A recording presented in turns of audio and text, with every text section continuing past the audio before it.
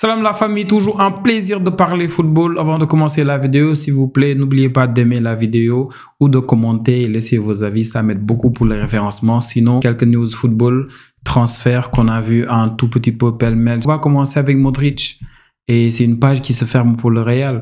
Il l'a annoncé, on a tous vu la lettre assez émouvante de Modric qui dit qu'il va jouer son dernier match au Bernabéu ce samedi en Liga pour le dernier match et surtout qu'il va partir de ce club à la fin de la Coupe du Monde des clubs. Et ça, pour moi, c'est un moment incroyable pour le Real. On parle du joueur qui a remporté le plus de trophées au Real, 28 trophées. Celui qui a à lui tout seul 6 Ligues des Champions. Bienvenue les coups pour le Barça. Je prends tout sur moi, il n'y a pas de souci. Mais surtout, c'est un joueur qui aura marqué, on va dire, la période où le Barça et le Real dominaient le monde du football.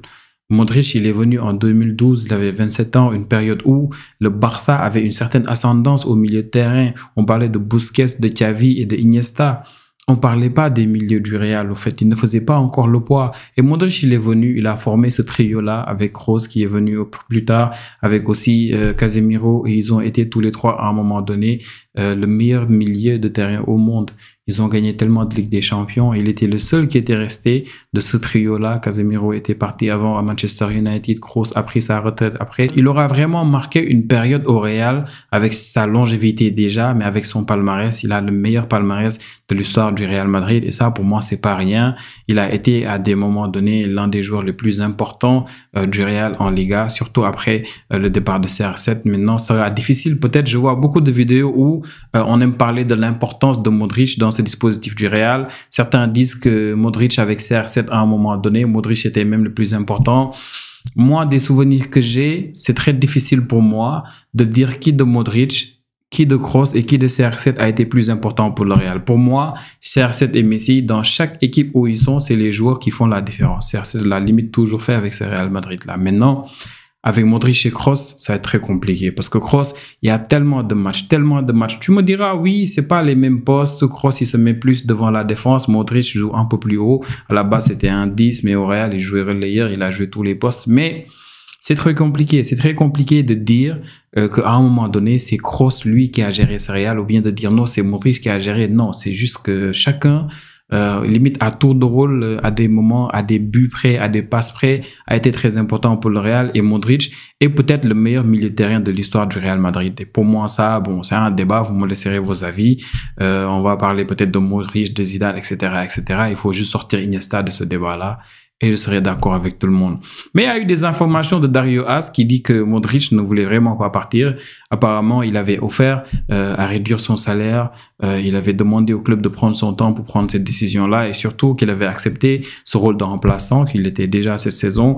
Et ça se voit qu'il voulait rester. Maintenant, le Real, j'imagine, en voulant changer, on va dire, assumer cette transition-là avec Xavi Alonso qui va venir, j'imagine qu'ils se sont dit avec les renforcements qu'ils vont faire. Le Real, ils ont tout le monde en viseur. Actuellement, si vous connaissez un joueur qui est très bon, sûrement le Real, il l'a déjà dans son viseur. Donc, le Real a tellement de joueurs dans son viseur que tu peux te dire c'est normal de te séparer de Modric parce que tu te dis la masse salariale déjà, après de l'espace pour d'autres joueurs. Peut-être aussi c'est Xavi Alonso qui ne l'a pas vraiment dans ses plans.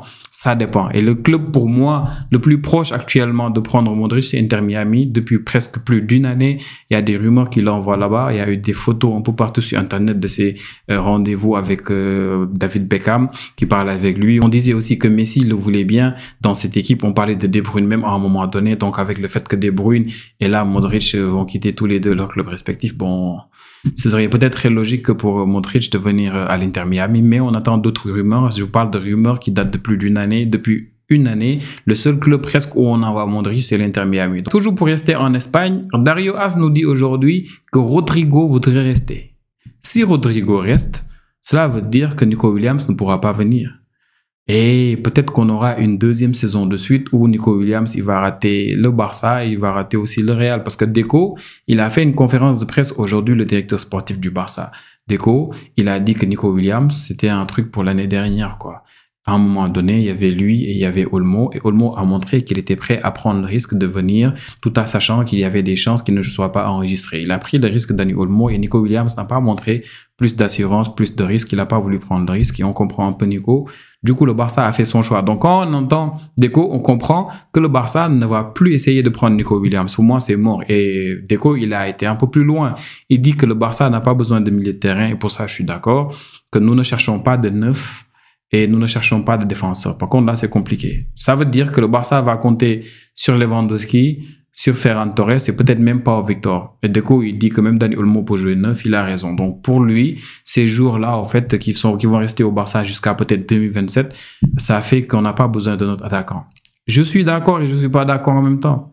Parce qu'on sait qu'on doit remplacer Lewandowski, mais malheureusement, il a un contrat qui court jusqu'en 2027. Tu peux pas l'obliger à partir.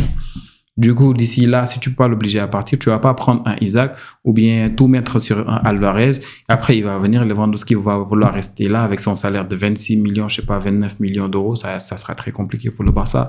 Il y a une masse salariale à protéger. Limite, on va dire, pour les défenseurs, s'il n'y a pas de départ, il n'y aura pas d'arrivée. Ça, je suis OK. Donc, si Christensen part, il va falloir le remplacer. Si Araujo part, il va falloir le remplacer. Ça, je suis d'accord. Et heureusement que Deco n'a pas parlé de gardien de but. Ça veut dire que si Szczęsny n'accepte pas l'offre de prolongation de 2 ans, on va trouver un autre gardien. Et j'espère que ce sera un gardien qui pourra probablement être titulaire à la place de Ter Stegen. Sinon aussi, j'espère qu'ils vont compris avec le dernier match là qu'on a joué contre Villarreal que c'est très important de peut-être pousser un tout petit peu Ter Stegen vers la sortie. Ça, pour moi, c'est très important. Sinon, on a vu hier la prolongation de Flick. Hansi Flick qui a prolongé au Barça jusqu'à 2027. On a vu aussi la prolongation de Rafinha aujourd'hui qui a prolongé au Barça jusqu'à 2028. Ça, c'est une très bonne nouvelle pour moi, pour le Barça. On sécurise déjà les joueurs qui nous ont permis d'arriver à ce niveau-là, à ce stade-là. On parle de Lamine Yamal. On l'a tous vu aujourd'hui, les images de Lamine Yamal qui était en réunion avec son agent Jorge Mendes. Jorge Mendes qui a assuré que Lamine Yamal va rester. Il n'y avait même pas de doute, je pense. Et Deco qui a même réfuté, on va dire, l'information qui est sortie hier pour dire que oui, Lamine Yamal demande un plus gros salaire. Il dit que c'est pas vrai. La vérité maintenant, c'est que Yamal, il avait signé un contrat qui devait automatiquement entrer en vigueur à partir de ses 18 ans. Mais quand il le faisait, c'était quoi, en 2023 ou quelque chose comme ça. Et à cette époque-là, Lamine Yamal n'avait pas encore le statut qu'il a aujourd'hui. Il venait tout juste de commencer. Et là, par exemple, on parle de Lamine Yamal qui est le meilleur offensif de cette équipe. Du coup, c'est pour ça qu'il va signer un autre contrat très bientôt. Et pour moi, c'est une très bonne nouvelle pour le Barça. Sinon, pour les autres infos mercato, on va peut-être parler de ce qui s'est passé hier. Après la finale de l'Europa League, on a vu Ruben Amorim en conférence de presse quand on lui a parlé de Garnacho, pourquoi il l'a fait rentrer en deuxième mi-temps, pourquoi il n'a pas débuté avec lui. Il a répondu que c'était très facile de le dire maintenant. C'est qui a raté une grosse occasion en première mi-temps contre Athletic Bilbao.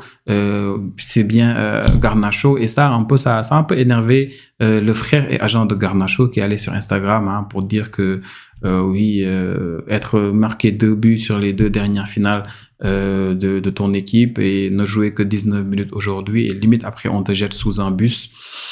Il y a un peu raison, c'est un peu maladroit de la part d'Amorim, mais c'était déjà un dossier au fait en janvier. Garnacho en janvier déjà, il devait partir en Italie. Je pense qu'il devait partir à la Roma ou à Naples.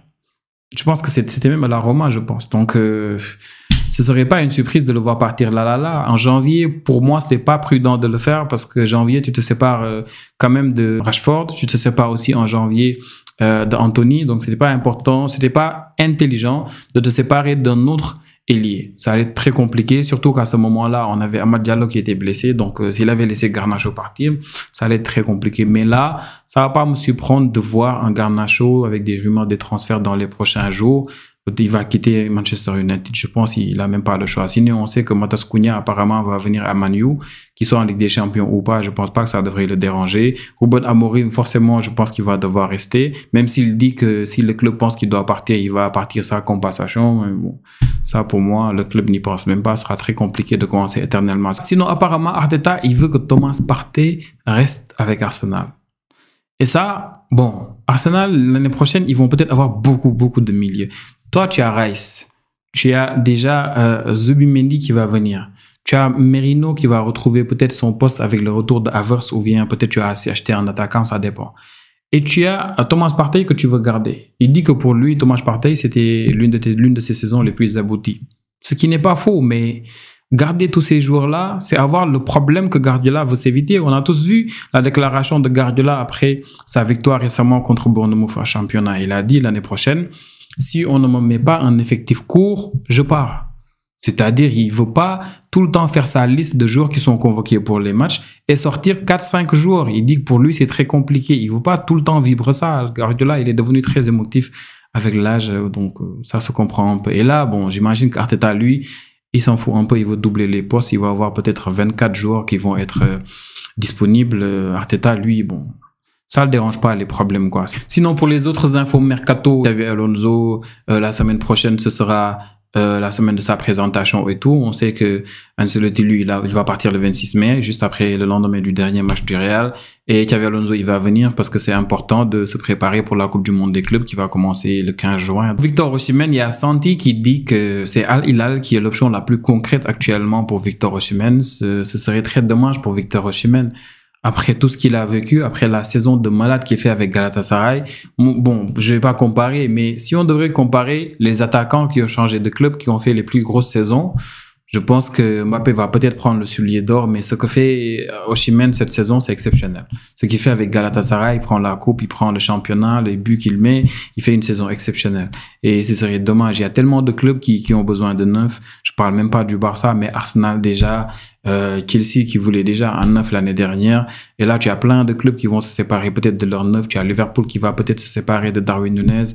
Ce serait très dommage de le voir partir à Al Hilal, mais bon, c'est des clubs qui l'ont toujours voulu. L'Arabie Saoudite, depuis 2-3 ans, ils veulent Osimhen et ce serait peut-être très logique de voir ce transfert-là se faire finalement. Ce serait vraiment très logique. Pour terminer, Xabi Alonso va venir et apparemment, celui qui va le remplacer, c'est Erik ten Hag. Ce serait très intéressant de le revoir en Ligue des Champions avec une autre équipe que Manchester United. Ce sera très intéressant cette fois-ci. Je pense que peut-être que là, il aura peut-être moins de problèmes. Il va y avoir beaucoup de départs à Leverkusen. Là, il pourra prendre des joueurs recrutés, faire un mercato top et on va voir si ce que tout le monde dit sur Manchester United va toujours continuer à se confirmer parce qu'on a toujours vu que ça a toujours été vraie limite. Les joueurs qui quittent, les managers qui quittent, ils n'ont pas de soucis ailleurs. Le problème, ça a toujours été Manchester United. C'est tout pour les infos mercato du jour. Encore une fois, Luka Modric, très très grand joueur de ce Real-là. Pour moi, je le disais d'ailleurs sur Twitter tantôt, je pense qu'à lui, comme Isco, c'est les joueurs qui avaient les meilleurs profils pour jouer avec le Barça. Modric voulait venir au Barça, Isco voulait venir au Barça. Finalement, Modric, il a écrit son histoire avec le Real et c'est tant mieux pour lui. Il a été très important pour le Real. Il a été meilleur joueur de la Coupe du Monde en 2018. Il a gagné un ballon d'or dans la lutte entre CR7 et Messi et ça, c'est pas rien. Et vraiment... Bon vent à Luka Modric, il joue pour le Real, je supporte le Barça, mais c'est un joueur qui a un profil qui ne peut que me plaire au fait. Donc respect à Modric et bonne chance pour la suite. Ciao ciao les amis, à la prochaine vidéo.